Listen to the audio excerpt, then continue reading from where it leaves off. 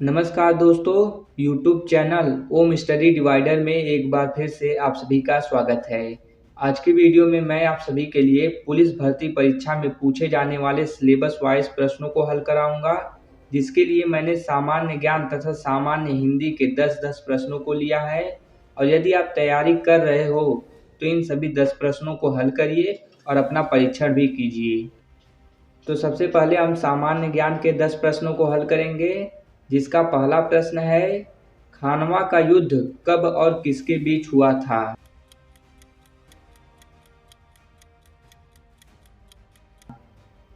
तो इसका सही जवाब है 16 मार्च 1527 ईस्वी, बाबर तथा राणा सांगा के मध्य। यानी कि खानवा का युद्ध 16 मार्च 1527 ईस्वी में बाबर और राणा सांगा के मध्य हुआ था। इस युद्ध में बाबर विजयी हुआ था। प्रश्न नंबर दूसरा है, समता या समानता का मूल अधिकार संविधान के किस अनुच्छेद के अंतर्गत वर्णित है?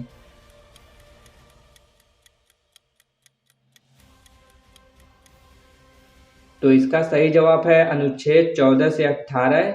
यानी कि समता या समानता का मूल अधिकार संविधान के अनुच्छेद 14 से 18 के अंतर्गत वर्णित है। प्रश्न नंबर 3 है, मौसम संबंधी घटनाएं किस मंडल में घटित होती हैं? यह प्रश्न बहुत ही महत्वपूर्ण है, क्योंकि इसके सभी ऑप्शन अंग्रेजी में वर्णित हैं। तो इस प्रश्न को आप लोग ध्यान में रखिएगा।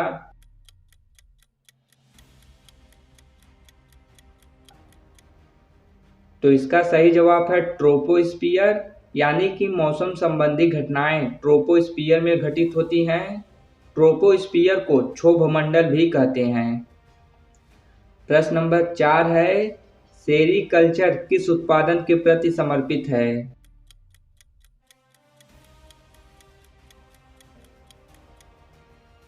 तो इसका सही जवाब है रेशम कीट पालन। यानी कि सेरीकल्चर रेशम कीट पालन के प्रति समर्पित है। प्रश्न नंबर 5 है, आधुनिक अर्थशास्त्र का पितामह किसे कहा जाता है?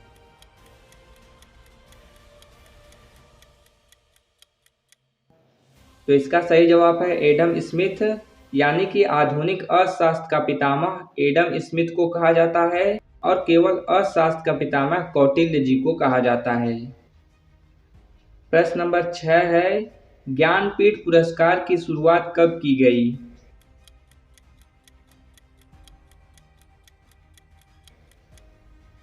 तो इसका सही जवाब है सन 1961 ईस्वी। यानी कि ज्ञानपीठ पुरस्कार की शुरुआत सन 1961 ईस्वी में की गई और ज्ञानपीठ पुरस्कार के संस्थापक माने जाते हैं श्री साहू शांति प्रसाद। प्रश्न नंबर 7 है, भारत की सर्वाधिक जनसंख्या घनत्व वाला राज्य कौन सा है?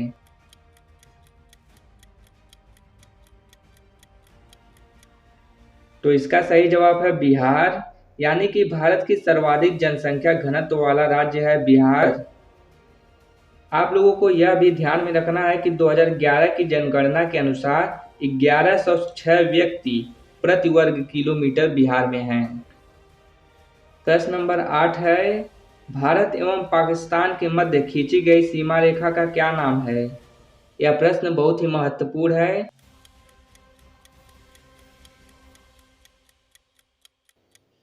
तो इसका सही जवाब है रेड क्लिफ रेखा।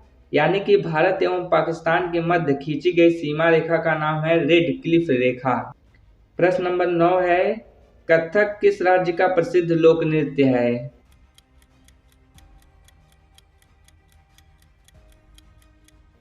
तो इसका सही जवाब है उत्तर प्रदेश। यानी कि कथक नृत्य उत्तर प्रदेश राज्य का प्रसिद्ध लोक नृत्य है। प्रश्न नंबर 10 है, उत्तर प्रदेश का राजकीय वृक्ष कौन सा है?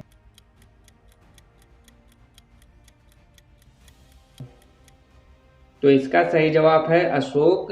यानी कि उत्तर प्रदेश का राजकीय वृक्ष है अशोक। तो इस प्रकार हमने सामान्य ज्ञान के 10 प्रश्नों को हल किया। इन सभी 10 प्रश्नों में आपने कितने प्रश्नों को हल कर पाया, हमें कमेंट सेक्शन में लिखकर बताएं। और अब हम सामान्य हिंदी के 10 प्रश्नों को हल करेंगे, जिसका पहला प्रश्न है, जलज का पर्याय क्या है?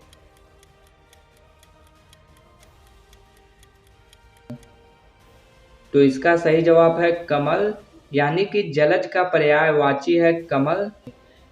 आप लोगों को यह ध्यान में रखना चाहिए कि जिस भी शब्द के अंत में ज होता है वहाँ उसका पर्यायवाची कमल से लिया जाता है, तथा जिस भी शब्द के अंत में द होता है वहाँ उसका पर्यायवाची बादल से लिया जाता है।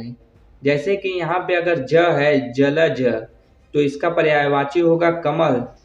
लेकिन यदि यहाँ पे जलज की जगह पे जलद होता तो इसका पर्यायवाची हो जाता बादल। तो इसलिए आप लोगों को यह सब ध्यान में रखना चाहिए। प्रश्न नंबर दूसरा है, जिस पर विजय प्राप्त कर ली गई हो, इसके लिए एक शब्द क्या है?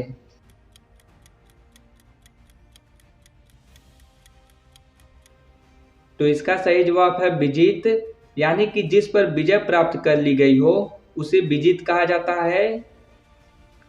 प्रश्न नंबर तीसरा है कि छंद के चारों चरण में 24-24 मात्राएं होती हैं।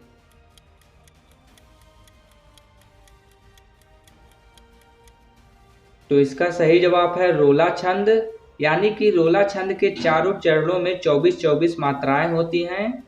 प्रश्न नंबर 4 है, कोष्टक में दिए इस चिन्ह का क्या नाम है?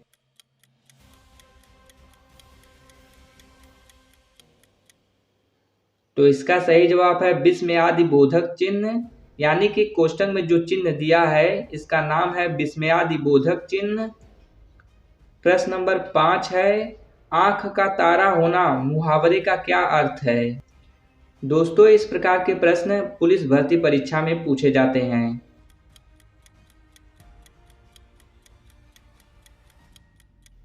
तो इसका सही जवाब है अत्यधिक प्रिय होना, यानी कि आंख का तारा होना मुहावरे का अर्थ है अत्यधिक प्रिय होना।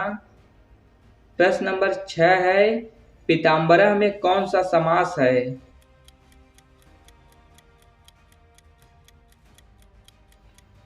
तो इसका सही जवाब है कर्मधारय, यानी कि पीताम्बरः में कर्मधारय समास है, क्योंकि यहाँ विशेषण और विशेष्य का वर्णन किया गया है।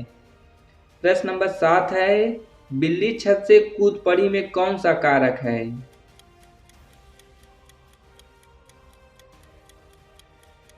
तो इसका सही जवाब है अपादान कारक, यानी कि बिल्ली छत से कूद पड़ी में अपादान कारक है।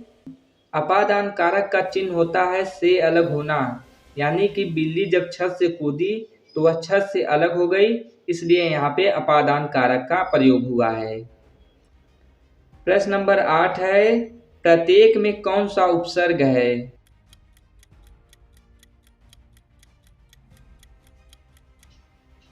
तो इसका सही जवाब है प्रति, यानी कि प्रत्येक शब्द में प्रति उपसर्ग है।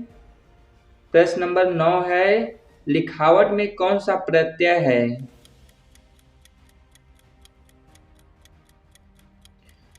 तो इसका सही जवाब है आवट, यानी कि लिखावट में आवट प्रत्यय का प्रयोग हुआ है। आप लोगों को बता दूं कि उपसर्ग वे शब्द होते हैं जो किसी शब्द के प्रथम में लगाए जाते हैं, तथा प्रत्यय वे शब्द होते हैं जो किसी शब्द के अंत में लगाए जाते हैं। प्रश्न नंबर 10 है, निम्न में से शुद्ध शब्द कौन सा है?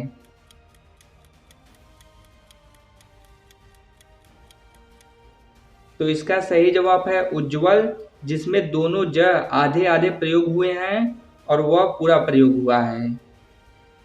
तो इस प्रकार हमने हिंदी के भी 10 प्रश्नों को हल किया। इन सभी 10 प्रश्नों में आपने कितने प्रश्नों को हल किया हमें कमेंट सेक्शन में लिख के बताएं। और वीडियो पसंद आई हो तो please like share and subscribe करें। मिलते हैं अगली वीडियो में, तब तक के लिए bye bye and take care.